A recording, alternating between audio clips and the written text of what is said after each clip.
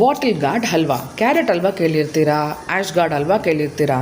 ಇದು bottle gourd halwa ತುಂಬ ಚೆನ್ನಾಗಿರುತ್ತೆ. ಬಾಟಲ್ ಗಾರ್ಡ್ ಹಲ್ವಾಗೆ ಸೇಮ್ ಕ್ಯಾರೆಟ್ ಹಲ್ವಾಗೆ ಏನು ಪ್ರೊಸೆಸ್ ಇರುತ್ತೋ, ಇಲ್ಲ ಬೂದ್ಗುಂಬಳಕಾಯಿ ಆ್ಯಶ್ ಗಾರ್ಡ್ಗೆ ಏನು ಪ್ರೊಸೀಜರ್ ಇರುತ್ತೋ, it's a same process for this also. But ಸ್ವಲ್ಪ you need to have the technique, ಆಯಿತಾ. ಸೊ ಬಾಟಲ್ ಗಾರ್ಡ್ನ ಸ್ಕಿನ್ನೆಲ್ಲ ಪೀಲ್ ಮಾಡಿ ಅದನ್ನು ತುರ್ಕೊಂಡು ಎಕ್ಸೆಸ್ ವಾಟರ್ನ ರಿಮೂವ್ ಮಾಡಿಕೊಂಡು ಸೈಡಲ್ಲಿ ಇಟ್ಕೊಳ್ಳಿ. ಒಂದು ವೈಡಾಗಿರೋ ಪ್ಯಾನ್ ಇಲ್ಲ ಕಡಾಯಿ ತೊಗೊಳ್ಳಿ. ಸ್ವೀಟ್ಸ್ ಆಗಲಿ ಏನೇ ಕುಕ್ಕಿಂಗ್ ನಾವು ಮಾಡ್ತಿದ್ದೀವಿ ಅಂದ್ರೂ ಸ್ವಲ್ಪ ಪಾತ್ರೆ ಸ್ವಲ್ಪ ದೊಡ್ಡದಾಗಿರೋದು ತೊಗೊಳ್ಳಿ. ತುಂಬ ಕುಟ್ಟಿ ಪಾತ್ರೆ ತೊಗೊಂಡ್ರೆ ಅದರಲ್ಲಿ ಅಷ್ಟು ಕಂಫರ್ಟಬಲಾಗಿ ಮಾಡೋದಕ್ಕಾಗೋದಿಲ್ಲ. ಬಿಕಾಸ್ ಮಾಯ್ಶ್ಚರೈಸಿಂಗ್ ಜಾಸ್ತಿ ಹೀಲ್ ಆದಷ್ಟು it doesn't cooks very well. ಕಡಾಯಿ ಬಿಸಿ ಪ್ರೀ ಹೀಟ್ ಆಗಿರೋ ಕಡಾಯಿಗೆ ಒಂದು 4 to 5 ಟೇಬಲ್ ಸ್ಪೂನ್ ಆಫ್ ತುಪ್ಪ ಹಾಕ್ಬಿಟ್ಟು ನಾವೇನು ಬಾಟಲ್ ಗಾರ್ಡ್ನ ತುರ್ಕೊಂಡಿರ್ತೀವೋ ಅದನ್ನು ಹಾಕಿ ಸ್ವಲ್ಪ ಮಿಕ್ಸ್ ಮಾಡಿ ಅದನ್ನು ಒಂದು 10-15 ಮಿನಿಟ್ಸ್ ಲಿಡ್ನ ಕ್ಲೋಸ್ ಮಾಡಿ ಬಿಡಿ. ಲಿಡ್ನ ಕ್ಲೋಸ್ ಮಾಡಿಬಿಟ್ಟಿದ್ದಂಗೆ ಅದರಲ್ಲಿ ಇನ್ನೂ ಒಂದಷ್ಟು ಅಮೌಂಟ್ ಆಫ್ ವಾಟರ್ ಏನಿರುತ್ತೋ ಅದು ರಿಲೀಸ್ ಆಗಿರುತ್ತೆ.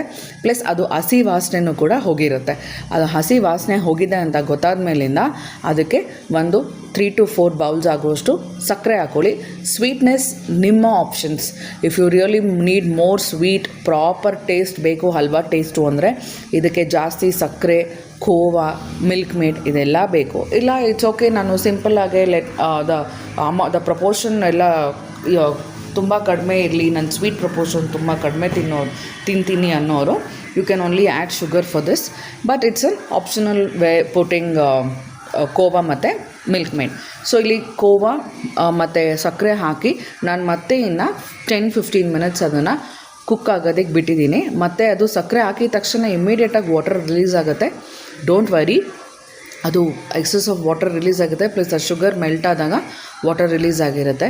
ಸೊ ಇದು ಇಲ್ಲಿ ಆಗ್ತಿದ್ದಂಗೆ ನಾನು ಇಲ್ಲಿ ಕುಟ್ಕೊಂಡಿರೋ ಏಲಕ್ಕಿ ಪುಡಿ ಪ್ಲಸ್ ಇನ್ನೊಂದು ಸ್ವಲ್ಪ ತುಪ್ಪ ಹಾಕಿರ್ತೀನಿ.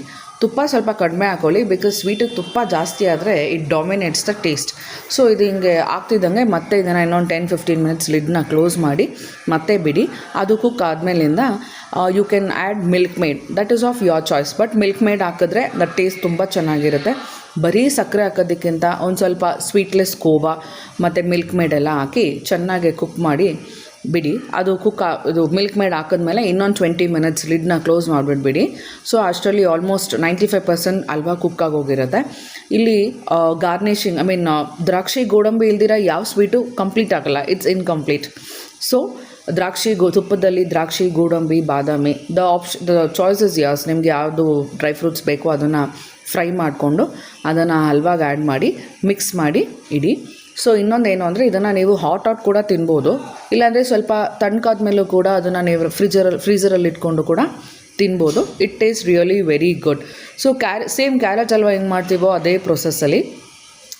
So what are you waiting for? ಬೇಗ ಮಾಡ್ಕೊಳ್ಳಿ, ಟ್ರೈ ಮಾಡಿ. It's a simple recipe and delicious recipe. ಮಕ್ಕಳು ಕೂಡ ಇಷ್ಟಪಟ್ಟು ತಿಂತಾರೆ.